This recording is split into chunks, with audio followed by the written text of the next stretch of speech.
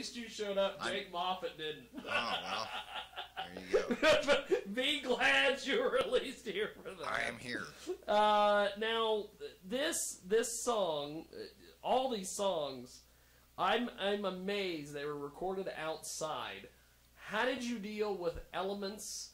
How did you deal with, since you did this in Kansas, so there's wind. Yeah, well, how the hell did you deal with all this, my man? Well, it's so we say it's recorded live, and it is. It's the instrumentation and the final vocal are all live. We obviously we dubbed some harmony vocals after the fact, but the only overdubs besides harmony vocal is we actually dubbed in the sound of crickets. Because you can hear crickets on the track, and we wanted to really bring those out. But there's a song called "Waiting for the End" that we're going to play. And literally, if you watch the video online on my website, there are video clips of the documentary.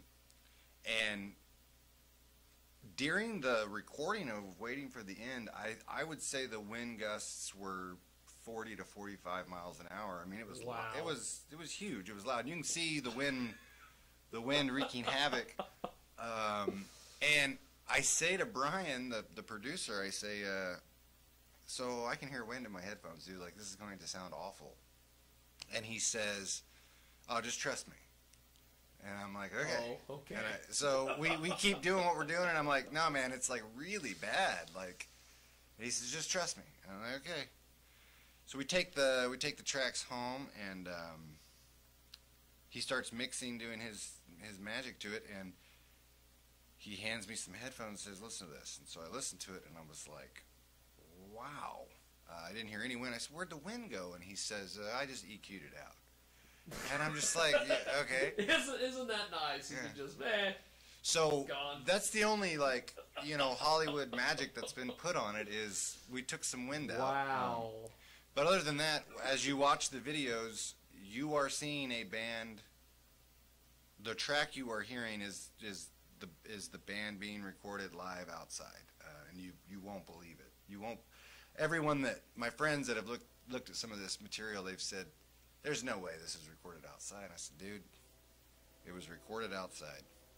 So I was pretty impressed. I am amazed that that this was done outside. So we did, I think it was 4 tracks at a family farm out in Council Grove. 1 track was recorded in a just a huge turn of the century barn. Then we did 1 track was recorded in the rain during a thunderstorm out at Fox Creek School on US 177. Another track was recorded on the decommissioned Rainbow Bridge in Emporia, Kansas at the Cottonwood River. And then we did a track with a 48-piece choir down in Arkansas City at Cali College. So wow. Yeah, it was pretty awesome, you know. Very unconventional, and we did it. Like, we nailed it. And as you see, as the videos start coming out, you'll see it. And like I say, there's some previews on my website that you can check out. Well, we've got. I'm playing one for the Ustream folks right now. It's you're out on these Alexander Farms. Yeah. You got. My God, this is a hell of a deal. They've got a hell of a setup here. How much damn audio and video equipment did you guys have? Well, I'm looking at all this going, good Lord. He just brought everything he has, man. We had 3 computers, like 6 cameras, and for the most part, he just kind of ran it all himself. It's amazing what he did. And it was also great because we were playing, and people from town just kind of showed up. They wanted to watch. They brought their beer and their lawn chairs. And they just sat around and watched us do it. They sat around and hung out. It was really cool. It was a really good experience. That is really cool. And the players that are on the album, the drummer and the bass player I'd been playing with for a while, but everybody else, the guitar player, the harmonica player, the violin player, the mando player, they showed up and I taught them the songs right there on the spot. And holy crap! By the fourth or fifth take, we had a keeper and we moved on. Well, let's do this. We've been playing some tracks off Road to Nowhere. We've been talking about the documentary. We'll put some footage up there from your website on the Ustream. Which track do you want to play on the guitar first? Do you want to do Speak or River Water? Let's do Speak. Because both of them are fantastic. Yeah, let's do Speak. Okay, well, this song. Take it away, my friend. I think if you're married, I've been married almost 11 years, and this is what I've learned. I'm an idiot. And I have I have had and have a lot of growing up to do. And every marriage is difficult. Anyone married will tell you that. Yes. But and if you're a traveling musician, if that's how you try to make your living, it takes a special kind of toll on a marriage. And I've often told my wife that she's a horrible communicator, and I'm a horrible listener. And so this makes for a really bad combination. So at one of our lower points, I had written a song called Speak, because I needed her to speak. I needed her to tell me what was going on. And I think the most valuable thing that I've learned from marriage is that another human being can't make you happy. Yeah. It's not their job to make you happy. And a lot of people's that's called codependency. Yes. You know? It's your job. It's your job to make you happy. Mm-hmm. And the best you can hope for is that your partner wants to be in your life. Yeah. But to say that you need them in your life is an overstatement. You don't need anyone. Yeah. But I'm glad that she has chosen to stick it out with me all these years. So this is a song called Speak. It's just about that. I played this at a club one night, and a guy says, "Man, you play Bob Dylan the way Bob Dylan should have played Bob Dylan." And I said, "Well, I wasn't Bob Dylan, but thanks." So anyway, the song's called Speak.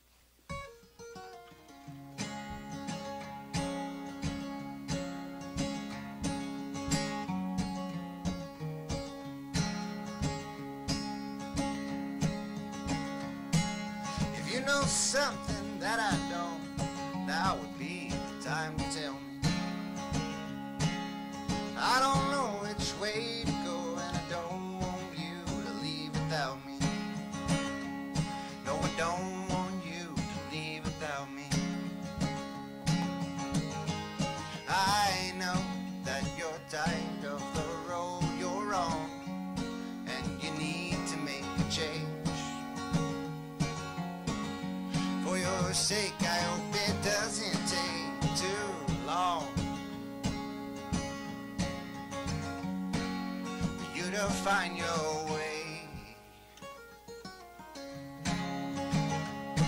And you need to find your way.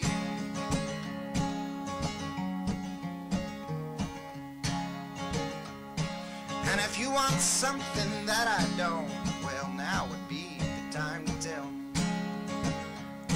'Cause I'll find a way to get along if you would rather be without me.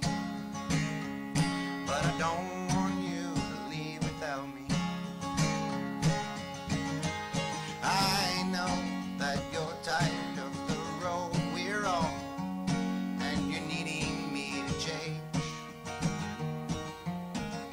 For your sake, I hope it doesn't take too long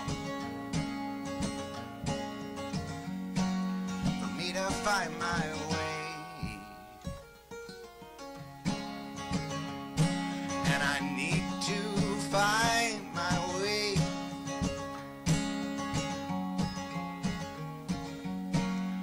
You've been so patient.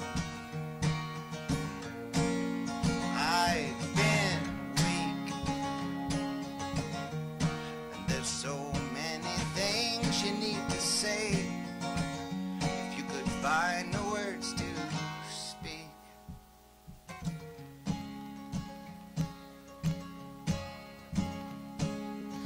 know something that I don't, well, now would be the time to tell me.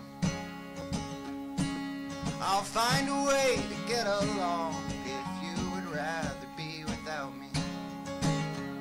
But I don't want you to leave without me. No, I don't want you to leave without me.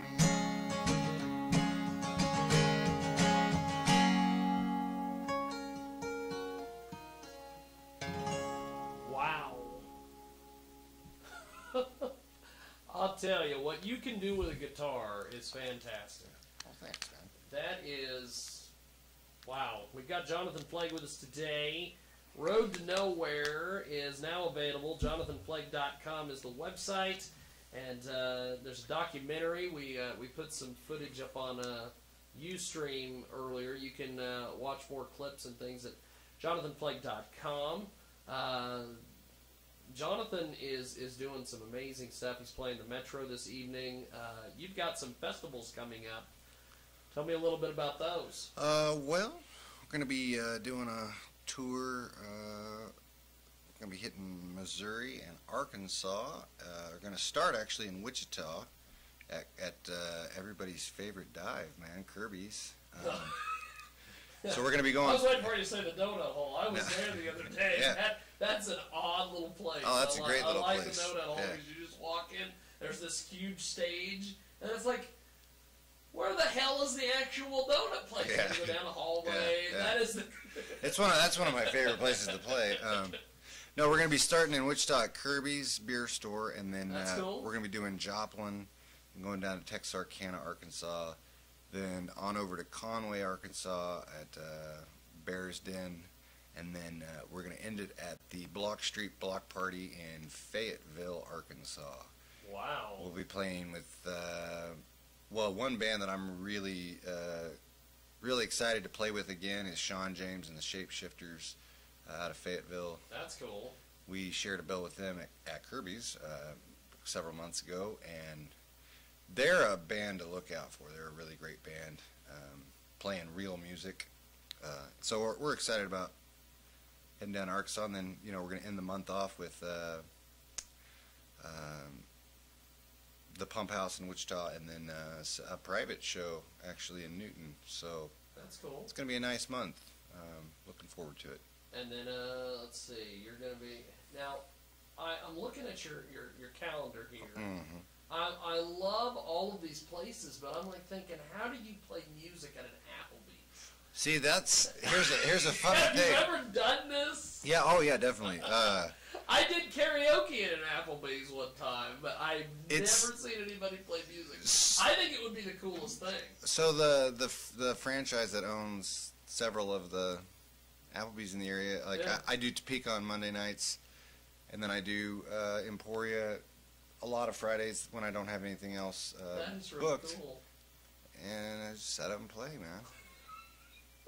I just think that is. I mean, I will. More restaurants need to do that because that is the coolest idea. I will play anywhere, anytime. Anywhere, anytime. So, yeah. Now, I noticed you're doing, you kind of bounce back and forth between Hutchinson, Wichita, Salina, which is kind of cool. Yeah. Well, there's the Metro, Ad Astra, College Hill Coffee down in Winfield, the Donut Hole. These are all places that I'm just kind of a regular performer.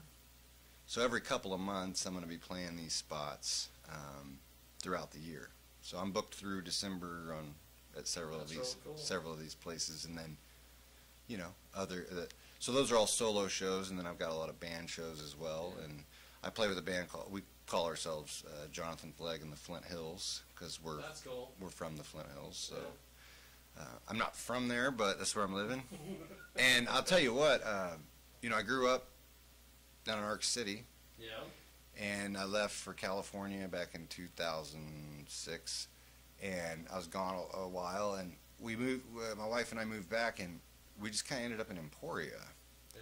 And I've never lived in northeastern Kansas, but the Flint Hills are just—they're amazing, and I'm really happy to call them home right now. That's cool. It's been a nice change of pace from Oceanside, California. which I've been back to either L.A. or Oceanside several times. Yeah, I don't miss it. Like I'm glad to be back in Kansas. That's awesome. This is home, and I'm proud to be from Kansas. And I think Kansas gets a bad rap. And, Kansas gets a bad rap all the time. And I had a conversation with my social media marketing guy today, a conference call, and we had someone on there with us, and they were talking about the Wichita music scene sucks, blah, blah, blah, blah, and all this, and I'm like, oh my God. Well, here's this is the real deal right here. Kansas is no different than the nation as a whole. Yeah. Our leaders, and I'm speaking for myself. This is my perspective. Our leaders don't represent Kansas. Yes. Not any more than our leaders of the nation represent what the majority of people in America want. That too. And so I feel like the policies of Kansas, this whole conservative, right-wing, judgmental, Yeah. I don't think that comprises what Kansas is. And I don't think that's who the people of Kansas are. And I learned that coming back. I'm like, there's a lot of really great, cool, open-minded, non-judgmental people that live here. Yeah. And I'm proud to be here. I'm proud to be from here. And I wouldn't change it for anything, And I won't be here. I won't be here for the rest of my life. I'll definitely go out and live other places. I think everyone should. But I'm proud to call Kansas home. So. And I'm proud that Road to Nowhere was made. I just think it is so cool that I did not know all the stuff that happened with that earlier, with the going out and doing it outside and if you go to the website, you can read a full press release about the experience. But a picture's worth 1,000 words, a video's worth 1,000,000. So check out the videos. Well, we're gonna play another track here. We're gonna play "Waiting for the End." Tell me about this. Well, my dad was diagnosed with a glioblastoma, which is a tumor in the brain, and it didn't take long. It knocked him out pretty quick. This was back in he passed away March 15th of 2013, and